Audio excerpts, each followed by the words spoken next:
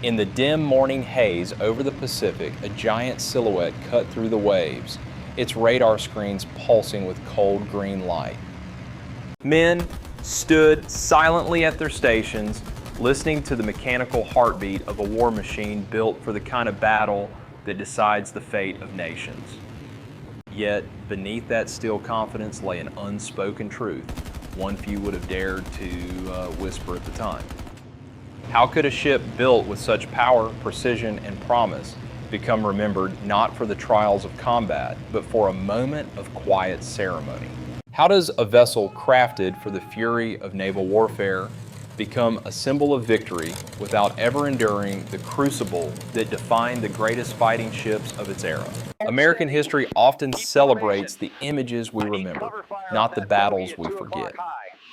And somewhere between legend and reality lies a contradiction that reshaped the legacy of an entire class of warships. As we follow this story to its core, we uncover a surprising divide between fame and effectiveness, between the ships that carried the weight of desperate battles and the one that stood in the spotlight when the guns finally fell silent. Long before the war reached its final, smoldering months, global strategy was already shifting beneath the surface. The Pacific Ocean had become a vast arena of ambition, where empires gambled everything on steel, fire, and courage. Japan's naval planners placed their hopes on super battleships like Yamato and Musashi, monstrous vessels conceived to crush any American ship that dared challenge them. In Washington, naval architects worked against the clock, knowing that the United States needed a new class of battleship capable of matching such giants. From that urgency emerged the Iowa-class battleships, leaner and faster than any American predecessors. These ships carried the weight of a changing doctrine. They were designed to chase down enemy carriers at flank speed and to stand in the battle line against the most heavily armored ships afloat. Yet even in the shipyards where sparks lit the night sky, there was an awareness that war itself was evolving. Aircraft carriers had begun rewriting the rules, and every nation with an ocean to defend could feel it. Missouri entered this story not as an afterthought, but as a masterpiece of American naval engineering. Her 9 16-inch guns promised decisive power at ranges few adversaries could match. Her armor belt, angled and reinforced, represented decades of lessons learned from earlier battleship losses. And deep inside her hull, the plotting rooms and analog computers pulsed with the quiet precision of a weapon built for conditions no human eye could track. Many of the men who stepped aboard her knew they were serving on a ship built for the climactic engagements of the Pacific War. But history did not wait for Missouri to arrive. By the time her hull slid down the ways in 1944, the Pacific had already shifted into a new phase. Carrier aviation had devastated Japan's naval air arm at Midway, at the Philippine Sea, and again at Leyte Gulf. The battles that were meant to define the era of steel giants had already been fought, leaving behind wreckage on the ocean floor and a sobering realization: the decisive weapons of the war no longer fired shells. They launched aircraft. Missouri's commissioning came with anticipation, but also with the quiet frustration of sailors who understood what she had missed. They studied the after-action reports from Guadalcanal, where American battleships fought at point-blank range in the darkness, trading salvos with Japanese gunners who could hit back with equal ferocity. They examined the losses and the heroism of earlier campaigns, understanding that those desperate nights had pushed American warships to their breaking point. Missouri's crew trained for battles their ship had been built to win, knowing that those battles no longer existed. When Missouri finally crossed the Pacific and entered the combat zone in early 1945, the sea had grown eerily quiet. Japan's navy was shattered. Its carrier force was gone. Its battleships were trapped in port without fuel. Missouri had arrived at the end of a war, defined by ships that came before her, ships that had borne the heaviest burdens when the outcome was uncertain. The stage she stepped onto was no longer the arena of giants, but the final chapter of a story already decided. And in that contrast between a ship built for decisive battle and a war that had moved beyond it, the paradox of Missouri's legacy quietly began to take shape. When Missouri finally joined the fleet at the front, the war's tempo had shifted into its last grinding phase. The island campaigns had grown more desperate, more violent, and more complex, with American forces fighting inch by inch across volcanic rock and fortified cliffs. Missouri's guns thundered across the horizons of Iwo Jima and Okinawa, their shockwaves rolling over the sea like distant storms. From her decks, sailors watched the fireballs rise from shoreline bunkers, shattered by 16-inch shells, each blast carving open the defensive systems that had taken years for Japan to construct. Shore bombardment demanded precision and nerves. The gunners could not see the men they were helping, but they knew Marines were advancing under fire, depending on those guns to punch holes in lethal terrain. Reports filtered back through radio circuits, bunkers neutralized, artillery pits silenced, case systems collapsed under the weight of Missouri's shells. The ship did not face a matching opponent here. The enemy was the silent shape of a mountain ridge or a trench line cut into black stone. Yet the consequences of each broadside were measured in the lives of Americans clawing their way ashore. But the calm of long-range fire did not last. On March 19, 1945, the horizon erupted into chaos when a Japanese Judy dive bomber broke through the layers of combat air patrol above Task Force 58. The sky, moments earlier a pale spring morning, became a funnel of incoming fire as dozens of ships opened up in unison. Missouri's gunners fired until their barrels glowed, sending proximity-fused shells in streams of tracers toward the falling silhouette. The noise was a solid wall. The air itself seemed to tear apart under the weight of explosions. And yet, the Judy kept coming. In a moment that stunned every witness, the bomber survived the storm of steel and plunged directly into USS Franklin. The carrier vanished behind columns of flame as bombs and aviation fuel ignited deep within her decks. Explosions ripped through compartments where crews had been preparing for flight operations only minutes earlier.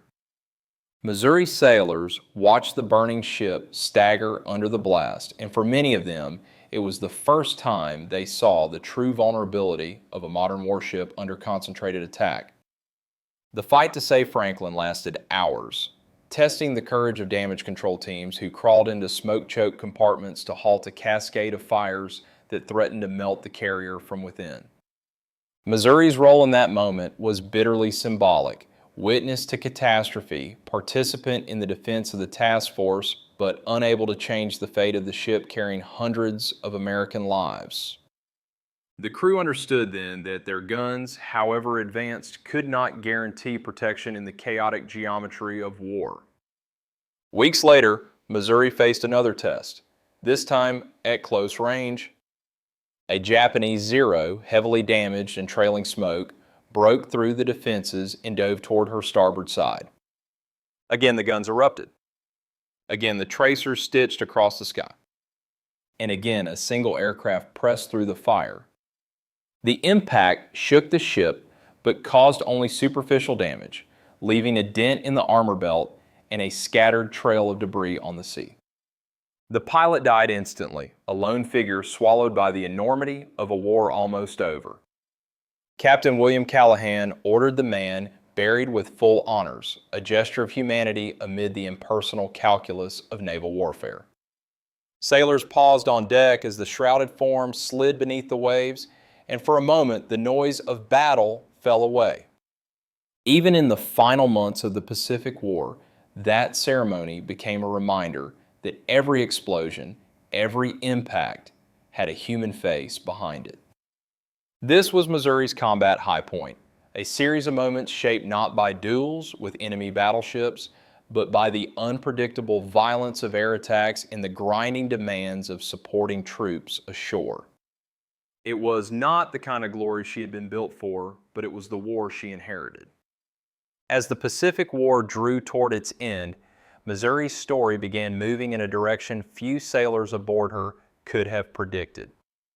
Her guns still thundered against coastal fortifications, and her radar still swept the dark horizon for threats that seldom appeared, yet the war's decisive moments were passing elsewhere. The destruction of Japan's naval air arm, the collapse of its merchant fleet, and the relentless bombardment of its cities left the enemy's remaining defenses hollow and exhausted.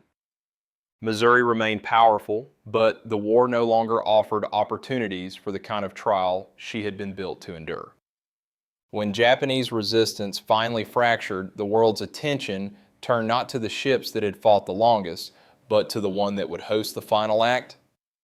The surrender ceremony required a stage, one symbolic, one photogenic, one capable of carrying the weight of history's gaze. Missouri, named for President Harry Truman's home state, emerged as the perfect choice for reasons that had little to do with battle performance. Officials in Washington understood that this moment needed a ship that represented American resolve and post-war leadership, and Missouri's towering profile offered exactly the image they sought. In the weeks before the ceremony, the ship underwent a transformation unlike anything she had experienced in combat. Crews scraped rust from her steel, repainted every surface in perfect haze gray, polished brass until it shimmered under the morning light. The preparations were not merely cosmetic, they were ritual, a deliberate shaping of the vessel into a symbol worthy of global memory. Sailors who had spent months manning guns and damage control stations now became stewards of a floating monument, aware that the world would judge their ship not by shells fired, but by the image she projected.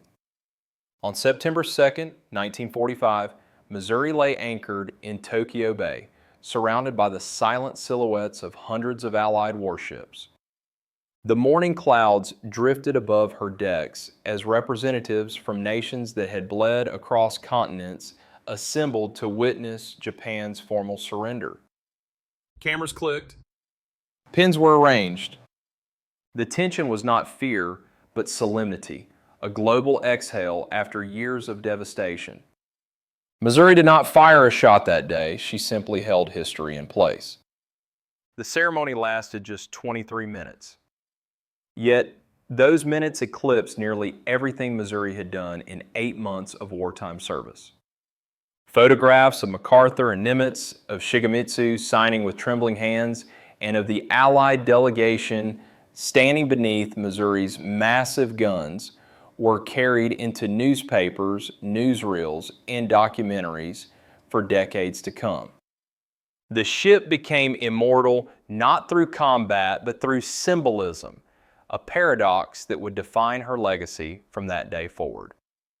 In the years after the war, this symbolic aura created an imbalance that historians would wrestle with. Battleships that had fought under ferocious conditions, North Carolina at Guadalcanal, Washington against Hiroshima, South Dakota at Santa Cruz, began to fade from public memory. They had endured torpedo hits, deck fires, electrical failures, and nights when the Pacific roared with incoming shells. But their greatest moments occurred in darkness, without cameras, without staged ceremonies.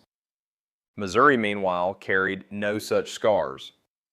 Her hull bore the faint dent of a kamikaze strike, but no deep wounds from battles where survival hung on a razor's edge. Instead, she bore the imprint of a pen stroke, the kind that ends wars rather than wages them. The outcome was unmistakable. Missouri became the face of victory, while the ships that had fought its hardest battles remained largely absent from the public imagination. And in that divide lay the quiet but enduring consequence of her wartime service.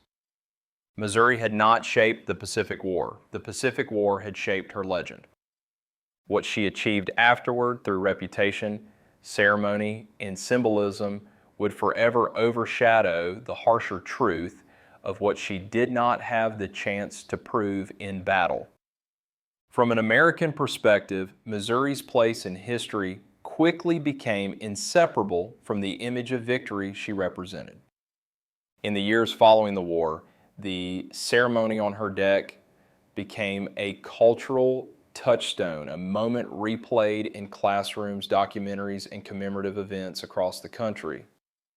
For many Americans, the sight of Japanese officials signing the surrender document beneath Missouri's towering guns symbolized not only the end of a brutal conflict, but the moral and industrial triumph of the United States. Few pause to consider that the ship's fame was built on optics rather than the furnace of battle. The Navy understood the power of that symbolism. Whenever a new strategic moment emerged, whether in Korea, the Cold War, or the Persian Gulf, Missouri was positioned not merely as a warship, but as a reminder of America's global presence. Her deployments carried political weight, projecting deterrence as much as firepower. To allies, Missouri's return signaled commitment.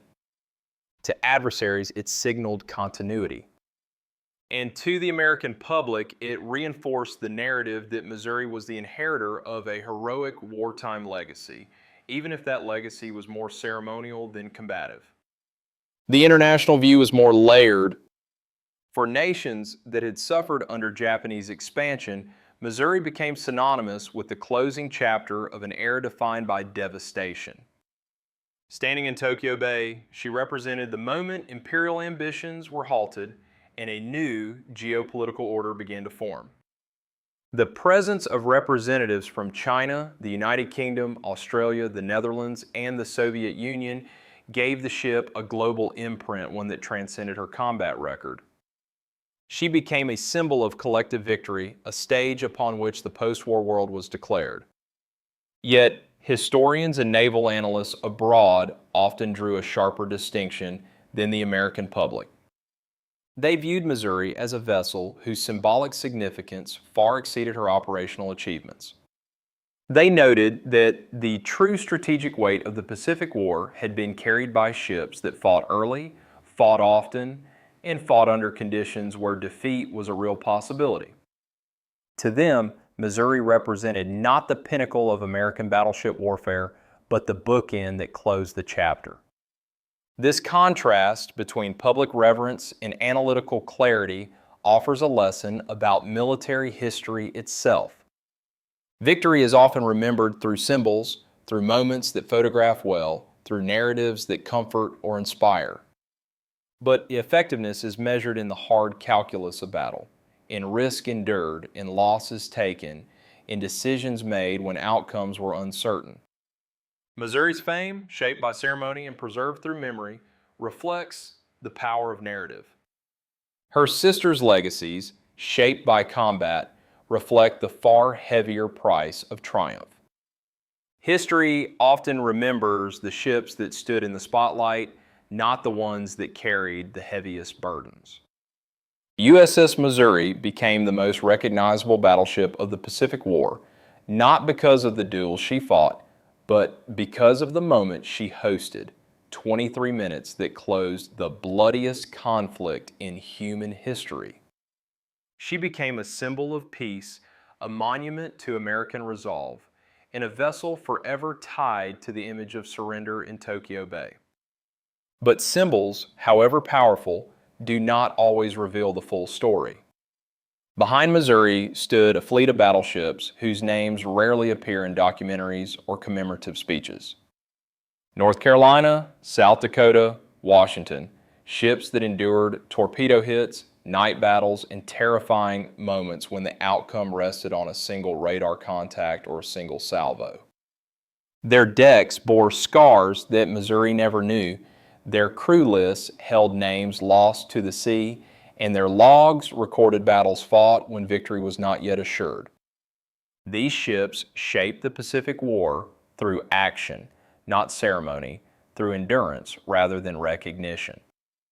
Missouri's legacy then is not diminished by her lack of combat trials, it is reframed. She represents the end of a long struggle rather than its darkest hours.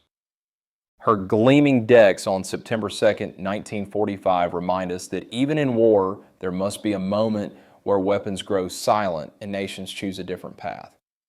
Standing today in Pearl Harbor, just yards from the wreck of USS Arizona, she forms a bridge between the war's beginning and its end, between loss and closure, between devastation and the hope of rebuilding. But as we reflect on the Pacific War, it is worth asking what truly defines greatness in military history. Is it the ceremony photographed for the world, or the unseen night battle fought under a black sky? Is it the ship remembered for its symbolic triumph, or the one remembered by veterans whose lives depended on her guns? These questions sit at the heart of how we understand the legacy of the American battleship. If this story moved you, consider sharing your thoughts. Which ships, in your view, best represent the real weight of the Pacific War? And what lessons do their journeys leave for us today? Thank you for being here. Your curiosity keeps history alive. If you wish to explore more stories of strategy, sacrifice, and the ships that shaped our world, feel free to join us for the next chapter.